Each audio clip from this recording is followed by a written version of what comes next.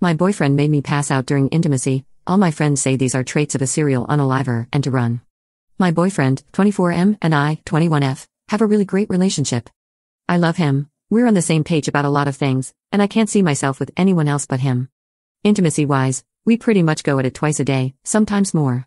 We also like to spice things up sometimes, but recently, he did something that scared the living Jesus out of me, and I can't get it out of my head.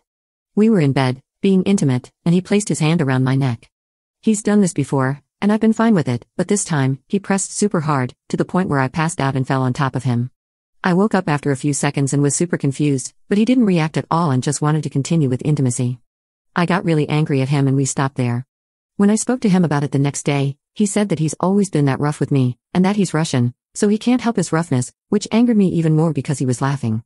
He said I looked like I was enjoying it until I passed out, so he didn't stop. I'm angry he put me in danger, and I'm honestly scared of him now.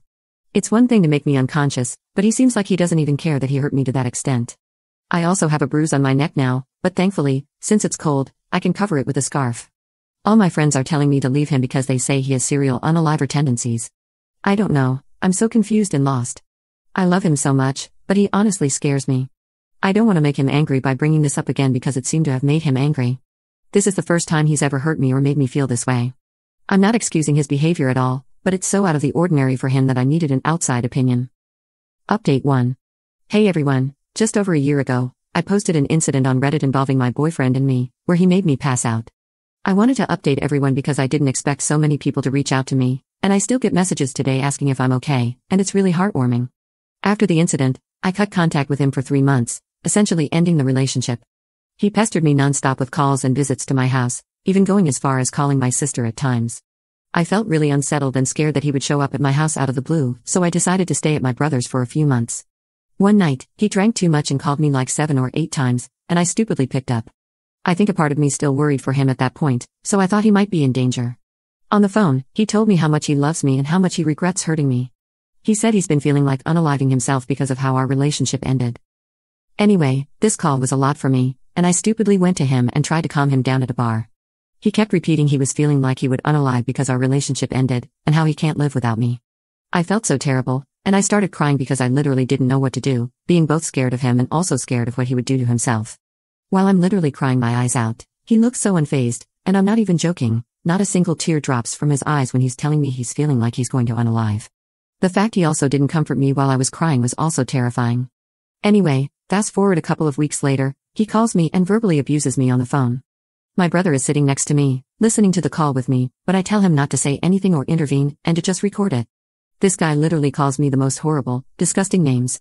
He says I'm ungrateful for everything he did for me. He also drops that he has a new girlfriend and basically, wishes I rot in hell and become infertile.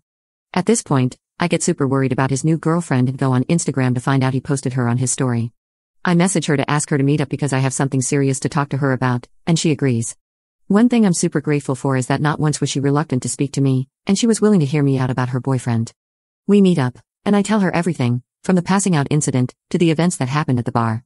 I even showed her the recording my brother had when he screamed at me over the phone.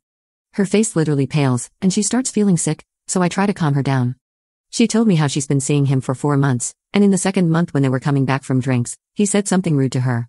She told him to shut up, and he socked her across the cheek. When they woke up the next morning, he apologized, and said he had too much to drink and lost control. She said ever since then, she's been walking on eggshells and doesn't confront him because she's terrified to make him angry. She's in the process of getting a restraining order on him, and so am I. I feel really sorry for her, but I told her what to do and where to go for safety. I sent her the previous post and told her to read all the comments because they're honestly life-saving. I told her to always let people know where she is and to have Find My Location on. She has my name saved under a different name because we're scared that if he finds out we know each other, he might come after both of us. My ex is not alright in the head, and I'm so afraid for both of us. Thankfully, my brother is very aware of the situation, and since I'm staying with him, I feel a bit safe. But I can never shake the paranoia of him coming out of somewhere and finding me. Honestly, I will probably move far away from my city to get away from all of this. I'm 22, but this has honestly scared me away from all future relationships and men in general. Regardless, I want to thank all of you for everything. I never expected Reddit to help me with such a difficult situation, but it did.